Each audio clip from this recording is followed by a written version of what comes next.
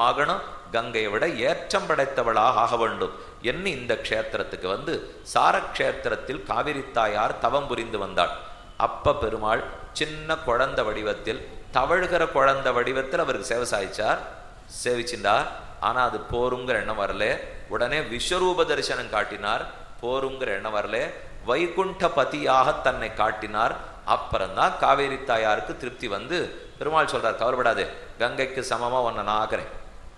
எப்போன்னு கேட்டாள். ஒரே வழி, ஸ்ரீரங்கத்துல பெருமாள் வந்து சயனிக்க போறார். அங்க ரெண்டு பக்கமும் நீ ஓடி பெருமாளுடைய திருவடியை தொட்டுண்டே ஓடின்னு இருக்கிறச்சே கங்கையை விட உனக்கு ஏற்றம் வந்துட போறது. அதுக்கு நன்றி சொல்லிக்கொண்டே காவேரி தாயார் கர்ப்ப கிரகத்துல இருக்கார். தஞ்சு நாச்சியார்களோட இங்க பெருமாள் எழுந்துள்ளிருக்கார். ஸ்ரீதேவி, பூதேவி, நீலாதேவி, மகாலட்சுமி, சாரநாயகி. நீங்க எப்பவும் சேவிக்கலாம். இந்த 5 நாச்சியாரோட சேர்த்தி உற்சவம் ரொம்ப பிரசித்தமான உற்சவம். 5 சாரக்ஷேத்திரம் இல்லையோ, சார தாயார், சாரநாயகி தாயார், மகாலட்சுமி தாயார், ஸ்ரீதேவி, பூதேவி, நீலாதேவி அனைவரோடையும் பெருமாள் இருக்கார். அப்புறம் இது